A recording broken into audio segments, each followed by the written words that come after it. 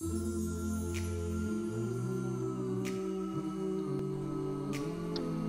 I do, I'm a Taekwondo instructor for an outreach program here in the city I live in. I see one group of students once a week, 45 minutes each class time.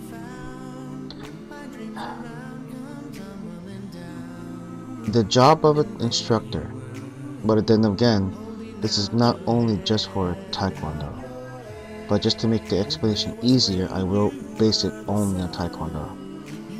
A Taekwondo instructor's job is to push his or her students past their limits. There will be pain and there will be injury.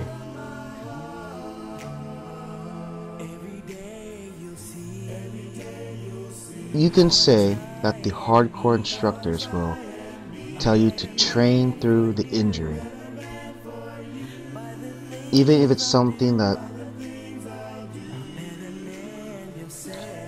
will eventually cripple you, or during a fight your injury on your, let's say, your ankle just flares up and then you can't stand anymore. Is it really worth it to push past that injury and not give it time to mend?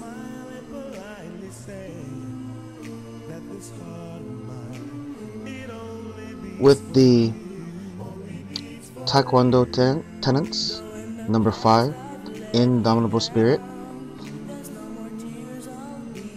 it sounds like a great idea, but the thing is, that's what it is. It's an idea. Let's take a knee injury or an ankle injury. Sure, you can be tough. You're tough to push past it. Take a bunch of painkillers and then you can train like normal. But that's not how the human body works. The human body can heal itself, but you have to, if not stop the activity that caused the injury, you have to greatly reduce it, mend, and then rehabilitate. If you have a bum knee, or your ankle, one of your ankles is tender and soft, that's the whole phrase. That's the whole point. It's tender. It's soft. It needs to become 100% strong again, and to be let's say stubborn, and to keep pushing past it, ignore it. Oh, I'll just put a brace on. Give me some Tylenol. It's not a smart thing.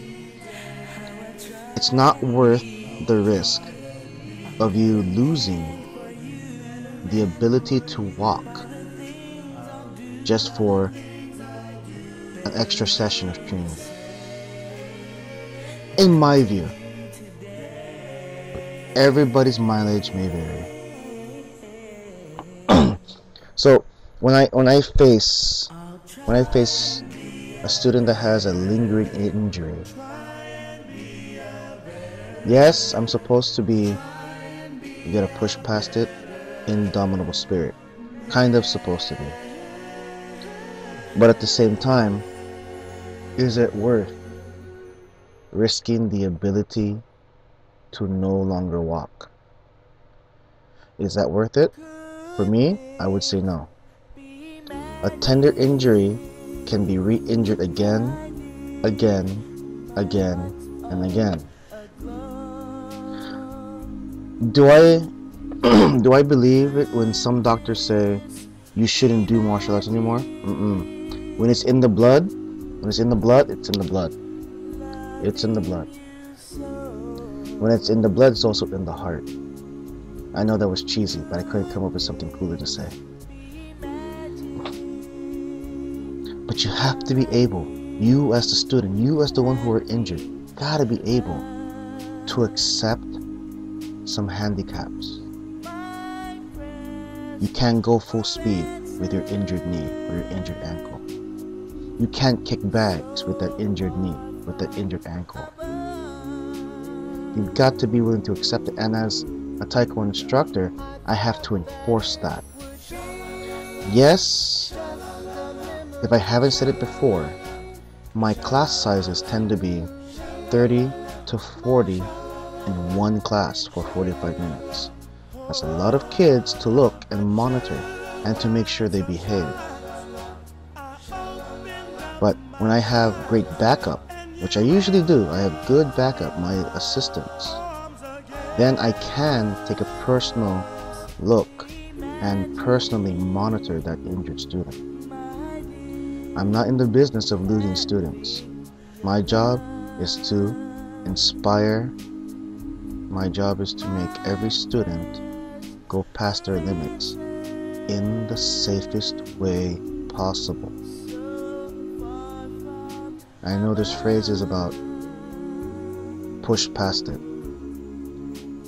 Pain is weakness leaving the body. But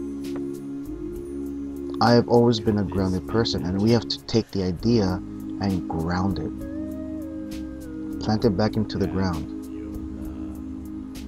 You need to keep off your injury. If not keep off, reduce greatly reduce the amount of activity you do with that injury, or with that leg, with that ankle, with that knee. Greatly reduce it. Give it time to mend. Give it time to mend to where it's at least 90% full strength. 90%. Of course, the best one is 100%. But 90%, we can deal with that. We can still work with 90%. So as a job for me, I feel the need to monitor that. I don't have a big long list of lingering injuries. Whenever you do a physical activity, a physical sport, especially a sport with contact, there's going to be injury, no matter what. And I'm even talking as small as a bloody nose. Me, I've been knocked out twice. Knocked out meaning I went to sleep, but my body was still moving, and then I wake up wondering what happened. I call that the autopilot. The autopilot takes over, and then I wake up later on. I never want to repeat that again. Never ever. That's all I've got for today. It's hot. It's still the summer. Summer heat was not baking me, but turning it. It was like a rotisserie. I'm the chicken, and I'm just turning in that oven. I'm a rotisserie. Whew. Summer heat was bad. So I've been drinking plenty of water, and so far, if I had to put a size to it, I've drank about 10 of these, all the way up, in a period of 5 hours. 10 of these. Good for me. I love water. Soda, Teas are okay, but herbal teas, not these heavily sugar packed flavored iced teas. I'm talking raspberry iced tea and stuff like Brisk. Oh. Excuse me. But you as a student, you as my student, if you're watching this, we have injuries, and the small ones, yes, we can push past those. A little boo-boo in your finger, a small sprain in your knee or your hamstring, a tiny pull in your quadricep. But we have to know when to stop and relax. After you start relaxing, then you can mend. After mending, we will rehabilitate your injury. Rehabilitate. It's not worth losing the ability to walk. I'm focusing on leg injuries, I know, because that's the most common ones in Taekwondo. Knees and ankles. Okay, now I truly don't have anything else for you. Stay cool. And man, I hope this heat doesn't last. I don't like the heat. Peace.